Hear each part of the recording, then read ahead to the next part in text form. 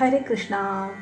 പാണ്ഡവരുടെ വനവാസക്കാലം അവസാനിച്ച് രാജ്യത്ത് തിരിച്ചെത്തിയ പാണ്ഡവർക്ക് പകുതി രാജ്യം കൊടുക്കാൻ ഭീഷ്മ പിതാമഹൻ ഉൾപ്പെടെയുള്ളവർ ഉപദേശിച്ചപ്പോൾ ദുര്യോധനൻ ഇപ്രകാരം അറിയിച്ചു: ഇല്ല, ആ പാണ്ഡുപുത്രന്മാർക്ക് ഒരു സൂചി കുത്താനുള്ള ഇടം പോലും നൽകുകയില്ല. ദുര്യോധനന്റെ ആ പിടിവാശി ഭാരതയുദ്ധത്തോളം ചെന്ന് എത്തി. ഇരുകൂട്ടരും യുദ്ധസന്നാഹങ്ങൾ തുടങ്ങി. ശ്രീകൃഷ്ണനെ സ്വപക്ഷത്തേക്ക് കൊണ്ടുവരാൻ ഇരുപക്ഷക്കാരും ആഗ്രഹിച്ചു. പക്ഷേ ധർമ്മചാരികളായ പാണ്ഡവ പക്ഷത്തോടായിരുന്നു ശ്രീകൃഷ്ണന് കൂറ്. യുദ്ധസന്നാഹവുമായി വരുന്ന കൗരവ പ്രമുഖരെ നിരസിക്കാനും ആവില്ല. ഭഗവാൻ ശ്രീകൃഷ്ണൻ ചിന്താക്കുഴപ്പത്തിലായി. ഒടുവിൽ തന്ത്രപരമായി വസ്തുതകളെ സമീപിക്കാൻ ശ്രീകൃഷ്ണൻ തീരുമാനിച്ചു. അങ്ങനെയിരിക്കെ ഒരു ദിവസം ദുര്യോധനൻ തന്റെ പക്ഷത്തേക്ക് തന്നെ ക്ഷണിക്കാൻ വരുന്ന കാഴ്ച ശ്രീകൃഷ്ണൻ കണ്ടു. വർദ്ധിച്ച ഗർവോടെ വന്നടുക്കുന്ന ദുര്യോധനനെ കണ്ടയുടൻ കണ്ണുകൾ ഇറക്കെ അടച്ച് ഉറങ്ങുന്ന ഭാവത്തിൽ ശ്രീകൃഷ്ണൻ പള്ളിമെത്തയിൽ കിടപ്പായി. അവിടെ എത്തിയ ദുര്യോധനൻ നിദ്രയിൽ ലയിച്ചുകിടക്കുന്ന ഭഗവാനെയാണ് കണ്ടത്. ഉറങ്ങുന്ന ഒരുവനെ ഉണർത്തുന്നത് തീർത്തും പാപകർമ്മമാണെന്ന് ചിന്തിച്ചുകൊണ്ട് ശിരോഭാഗത്ത് കിടക്കുകയായിരുന്ന പീഠത്തിൽ രാജകീയ ഗർവോടെ ദുര്യോധനൻ ഇരിപ്പായി.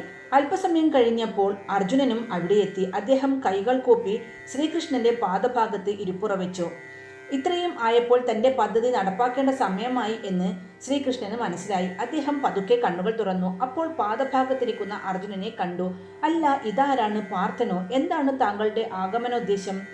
ശ്രീകൃഷ്ണൻ അന്വേഷിച്ചു. ഉടൻ തന്നെ ദുര്യോധനൻ പറഞ്ഞു: അല്ലയോ യാദവ രാജാവേ, ഞാനാണ് താങ്കളെ സന്ദർശിക്കാൻ ആദ്യം എത്തിയത്. ശ്രീകൃഷ്ണൻ ആകട്ടെ അപ്പോഴാണ് ദുര്യോധനനെ കാണുന്നത് എന്ന ഭാവത്തിൽ അങ്ങോട്ട് തിരിഞ്ഞ് അന്വേഷിച്ചു: അങ്ങ് ഇവിടെ എന്താണ്? താങ്കളുടെ ആവശ്യം പറഞ്ഞാലും. ശ്രീകൃഷ്ണ, ഞാൻ യുദ്ധസഹായം തേടി വന്നതാണ്. ആസന്നമായ കുരുക്ഷേത്ര യുദ്ധത്തിൽ ഞാൻ താങ്കളുടെ സാന്നിധ്യം കൗരവപക്ഷത്തിന് വേണ്ടി അപേക്ഷിക്കുന്നു. താങ്കൾ സ്വീകരിച്ചാലും, ദുര്യോധനൻ അഭ്യർത്ഥിച്ചു. അപ്പോൾ ശ്രീകൃഷ്ണൻ അർജുനന് നേരെ തിരിഞ്ഞു പറഞ്ഞു: അർജുന, താങ്കളുടെ വരവിന് പിന്നിലുള്ള ലക്ഷ്യവും ഇതുതന്നെയെന്ന് ഞാൻ ഊഹിക്കുന്നു. ഇരുവരും ഒന്ന് മനസ്സിലാക്കുക. ഇരുപക്ഷക്കാരും എനിക്ക് ബന്ധുക്കളാണ്. നിഷ്പക്ഷ മനോഭാവമാണ് എനിക്കുള്ളത്. ഞാനെന്നും ധർമ്മപക്ഷത്ത് ചരിക്കാൻ ആഗ്രഹിക്കുന്നു. പക്ഷേ ഞാൻ എങ്ങനെ ഒരേ സമയം ഇരുവരുടെയും പക്ഷത്തും നിലകൊള്ളും? ഞാൻ ഒരു കാര്യം ചെയ്യാം. എൻ്റെ സർവ്വ സൈന്യ സന്നാഹങ്ങളും ഞാൻ ഒരു പക്ഷത്തിന് നൽകാം. മറുപക്ഷത്ത് ആയുധമെടുക്കാതെ ഞാനും നിലകൊള്ളും. എന്തു വേണമെന്ന് നിങ്ങൾക്ക് തിരഞ്ഞെടുക്കാവുന്നതേ ഉള്ളൂ. ശ്രീകൃഷ്ണന്റെ നിർദ്ദേശം കേട്ടയുടൻ ദുര്യോധനൻ ചിന്തിച്ചു തുടങ്ങി. യുദ്ധത്തിൽ ആയുധമെടുക്കാത്ത പോരാളിയെ കൊണ്ട് എന്തു ഗുണമാണുള്ളത്? യുദ്ധഭൂമിയിൽ വീരമൃത്യു വരിക്കാൻ സന്നദ്ധനായ ഭടന്മാരാണ് ആവശ്യം. അതേ, നിരായുധനായ ശ്രീകൃഷ്ണനേക്കാൾ യാദവ സൈന്യം തന്നെയാണ് ഗുണകരം. ദുര്യോധനൻ പറഞ്ഞു: കൃഷ്ണ, എനിക്ക് താങ്കളുടെ സർവ്വ സൈന്യത്തെ മാത്രം നൽകിയാൽ മതിയാകും.